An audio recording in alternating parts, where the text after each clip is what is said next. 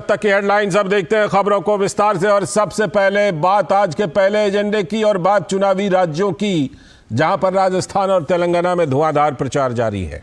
तो राजस्थान की बात पहले करते हैं। राजस्थान चुनाव में आज भी प्रचार जोरों पर और प्रधानमंत्री नरेंद्र मोदी ने राजस्थान के पाली में चुनावी सभा को संबोधित किया है।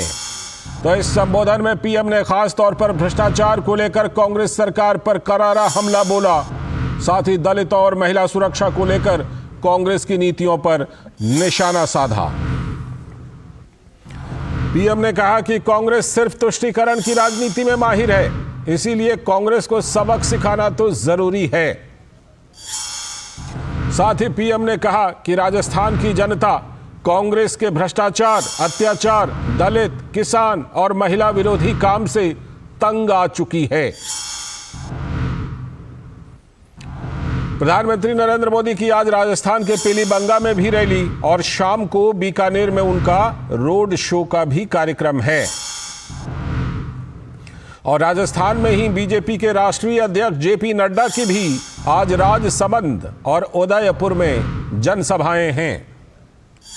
तो बात कांग्रेस की करें तो कांग्रेस के अध्यक्ष मल्लिकार्जुन खड़गे और राहुल गांधी ने भी प्रचार की कमान संभाल रखी है। उनकी भी रैली, उनके भी कार्यक्रम राजस्थान में। और उधर दक्षिणी राज्य तेलंगाना में भी आज तमाम नेताओं का जमावड़ा है। इसी क्रम में भाजपा के वरिष्ठ नेता अमित शाह की भी वारंगल में रैली। और इसके अलावा शाम को केंद्रीय मंत्री और भाजपा के वरिष्ठ नेता अमित शाह का उप्पल विधानसभा क्षेत्र में एक रोड शो का भी कार्यक्रम है। साथ ही बीआरएस, कांग्रेस समेत तमाम राजनीतिक दलों के नेता मतदाताओं को लुभाने के लिए लगा रहे हैं अपनी पूरी ताकत। एआईएमआईएम के तरफ से असदुद्दीन ओवैसी ने भी प्रचार का मोर्चा संभाल रखा है। लगातार उनके भी कार्यक्रम हैं। इस बीच केंद्रीय मंत्री और तेलंगाना भाजपा के प्रमुख जी किशन रेड्डी ने हैदराबाद की सनत नगर विधानसभा में रोड शो किया और स्थानीय प्रत्याशी के लिए वोट मांगे। साथ ही उन्होंने इस मौके पर कहा कि कांग्रेस ने अपने घोषणा पत्र में किए गए वादों को कभी भी पूरा नहीं किया है। कांग्रेस के नेता झूठी गारंटी देते हैं। तो प्रधानमंत्री नरेंद्र मोदी ने आज राजस्थान में चुनावी जनसभा में कांग्रेस पर जबरदस्त निशाना साधा और राजस्थान की चरमराती हुई कानून व्यवस्था पर सवाल उठाए। तुष्टीकरण की राजनीति का असर क्या होता है, इसको राजस्थान ने बीते 5 वर्षों में झेला है। कांग्रेस ने राजस्थान को दंगों में झोंक दिया। दंगों और आतंक की मानसिकता रखने वाले के हौसले बुलंद हो गए। सौहार्द की इस धरा पर ऐसी ऐसी घटनाएं हुई जिनके बारे में कभी कल्पना भी हम नहीं कर सकते थे। ऐसी विकृत मानसिकता वाली कांग्रेस को अच्छे से सबक सिखाना जरूरी है। राजस्थान के बीकानेर से जुड़ रहे हैं हमारे संवाददाता विशाल बैरिस्टो और ज्यादा बात करने के लिए इसी खबर पर। विशाल बैरिस्टो, विशाल, सबसे पहले तो यही कि प्रधानमंत्री आज लगातार तीसरे दिन राजस्थान में हैं और जिस तरह से उन्होंने करारा हमला बोला है राजस्थान की सरकार पर, कांग्रेस पर, भ्रष्टाचार को लेकर, तुष्टीकरण को लेकर, परिवारवाद को लेकर, दलित विरोधी नीतियों को लेकर, महिला विरोधी नीतियों को लेकर, प्रधानमंत्री ने सीधे तौर पर कांग्रेस को निशाने पर लिया है। विशाल, देखिए लालचंद्र, इससे पहले कि हम आरोपों प्रत्यारोपों पर जाएं या चुनावी मुद्दों पर जाएं, एक बेसिक फर्क जो मुझे देखने को मिल रहा है बीजेपी और कांग्रेस, जो दोनों प्रमुख पार्टियां हैं राजस्थान में, वो ये है कि बीजेपी का संगठन बहुत स्ट्रांग है जो कांग्रेस के पास नहीं, और ये खुद कांग्रेस के नेता भी मान रहे हैं। तो एक तो बेसिक फर्क ये है। अब हम बात करते हैं स्टार कैंपेनर्स की, तो अगर बीजेपी की तरफ हम बात करें तो प्रधानमंत्री लगातार अपने अभियान में लगे हुए हैं। मैं लगातार उनको कवर करता आ रहा हूं। झुंझुनू, नागौर, बीकानेर और कल जयपुर। आप सोचिए कितनी एनर्जी से वो भरे हुए हैं और ये ऊर्जा वो अपने कार्यकर्ताओं में भी भरते हैं। और वो जाती है परकोलेट होकर जनता के बीच में भी।